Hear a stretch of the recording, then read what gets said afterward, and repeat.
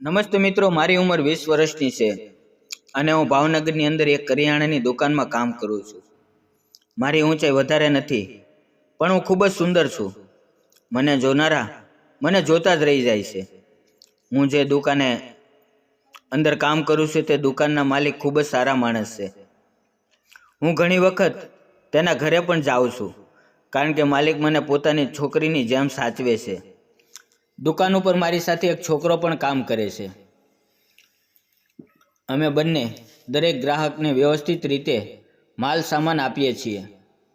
એક દિવસે દુકાન ઉપર દૂધ નહોતું, તો મેં માલિકને કહ્યું કે આજે આપણે ત્યાં ડેરીવાળો દૂધ દેવા નથી આવ્યો. તો મને મારા માલિકે કહ્યું કે દીકરા, તું એજન્સીએ જા અને દૂધ લઈને આવ. હું મારી સાયકલ લઈને દૂધ લેવા માટે તૈયાર થઈ ગઈ. તે એજન્સી મારી દુકાનથી 2 કિલોમીટર દૂર છે, એટલે હું સાયકલ ચલાવીને ત્યાં જતી હતી. એજન્સીએ પહોંચીને હું બોલી કે આજે તમે મારી દુકાને દૂધની સપ્લાય કેમ નથી કરી? ત્યાં બેઠેલો માણસ રંગીન સ્વભાવનો હતો. તેણે મારી સામે જોયું અને બોલ્યો, તમારી પાસે ક્યાં દૂધની કમી છે? હું સમજી ગઈ કે તે અલગ જ બોલી રહ્યો હતો, પરંતુ મેં તેને ઇગ્નોર કર્યો અને કહ્યું કે તમે મને જલ્દી દૂધ આપી દો. તેણે મને હાથ વડે ઈશારો કરીને બાજુમાં પડેલી ખુરશી ઉપર બેસવા માટે કહ્યું. હું ત્યાં બેસી ગઈ. તેની ઉંમર લગભગ 45 વર્ષની આજુબાજુ હશે, પરંતુ તે ખૂબ જ ખડતલ માણસ હતો અને મારી સાથે એવી રીતે મજાક કરતો હતો કે તે 20 વર્ષનો જવાન હોય. થોડી વાર પછી તેણે મને હસતા હસતા પૂછ્યું, તને કેટલો પગાર આપે છે? મેં કહ્યું, મને કેટલો પગાર આપે છે એનું તમારે શું કામ છે? તમને જણાવી દઉં કે હું સીધી વાત કરવાવાળી છોકરી છું અને હું કોઈને પણ તરત જ જવાબ આપી દઉં છું, એટલે બધા મને ચુલબુલી માનતા હતા. તેણે મને ફરીવાર પૂછ્યું, એક વખત મને જણાવતો ખરી કે તને કેટલો પગાર આપે છે? મારે પણ તારા જેવી એક છોકરીની જરૂર છે જે મારી દુકાન પર કામ કરી શકે. હું બોલી, મને મહિને 9,000 રૂપિયા પગાર આપે છે. તે હસવા લાગ્યો અને તેણે મારી તરફ જોયું અને તે પોતાની ખુરશી ઉપરથી ઊભો થઈને મારી પાસે આવીને બેસી ગયો અને તે બોલ્યો, હું તને 20,000 રૂપિયા આપવા તૈયાર છું. એક દિવસ માટે મારી પાસે કામ કરી લે. મને શેઠે જે કહ્યું તે વાત હું સમજી રહી હતી, છતાં મેં કહ્યું, બીજી વાર બોલો, તમે શું કહો છો? તે જ વાત તેણે મને ફરીવાર કહી. હું વિચારી રહી હતી કે 20,000 રૂપિયા બહુ મોટી રકમ છે. આમ પણ હું અત્યારે અહીંયા 1 કલાક માટે આવી છું. હું ઊભી થઈ અને તેની પાસે સાવ નજીક જઈને બેસી ગઈ. મેં તેના પગ ઉપર મારો હાથ રાખીને કહ્યું, શેઠજી, હું 20,000 રૂપિયા માટે કાંઈ પણ કરવા તૈયાર છું. મેં ઝૂકેગા નહીં સાલા.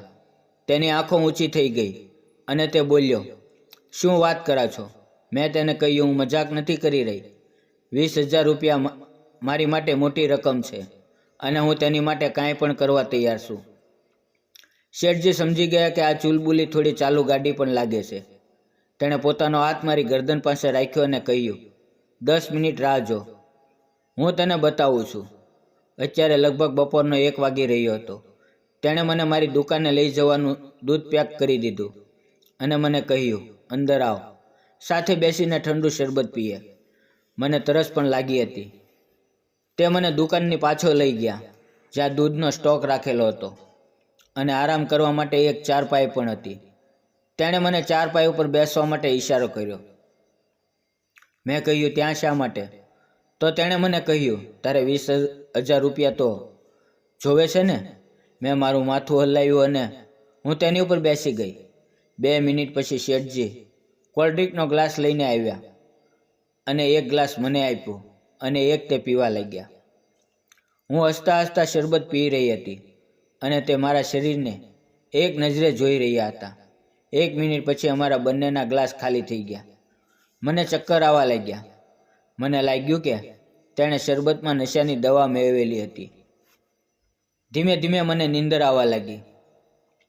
જ્યારે 15 મિનિટ પછી હું ઊભી થઈ તો મેં જોયું કે મારા કપડાં અસ્તવ્યસ્ત હતા અને મારા પગમાં ખૂબ જ દુખાવો થઈ રહ્યો હતો. મારું શરીર એકદમ તૂટી રહ્યું હતું અને શેઠજી નહોતા. તે બાજુની દુકાન ઉપર હતા. હું ત્યાં ગઈ અને બોલી, શેઠજી, તમે મારી સાથે શું કર્યું છે? તે થોડા હસ્યા. હું સમજી ગઈ કે તેણે મને એક દર્દ આપ્યું છે. તે બોલ્યા, આને પ્રેમ નહીં પણ મજા કહેવાય. તારે 20,000 રૂપિયા જોતા હતા. તે જ મને કહ્યું હતું કે મારે 20,000 રૂપિયા જોવે છે અને તેની માટે હું કાંઈ પણ કરવા માટે તૈયાર છું.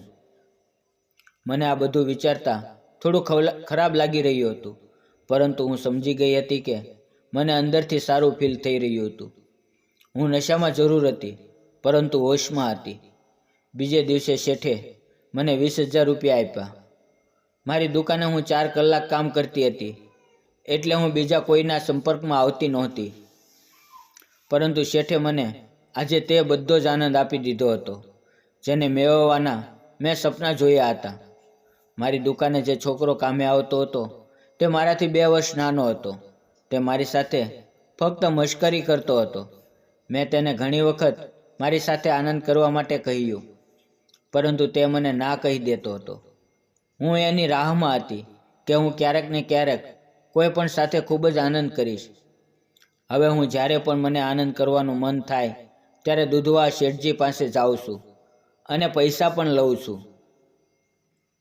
સાથે સાથે આનંદ પણ મેળવી લઉં છું. હું ખૂબ જ ખુશ હતી. દૂધ ભરેલી થેલી મારી સાયકલ ઉપર મૂકી અને પાછી દુકાન તરફ આવવા રવાના થઈ ગઈ. સાયકલ હાંકતા હાંકતા હું વિચારી રહી હતી કે શેઠજી મોટી ઉંમરના હતા, પરંતુ તે એકદમ પથ્થર જેવા હતા.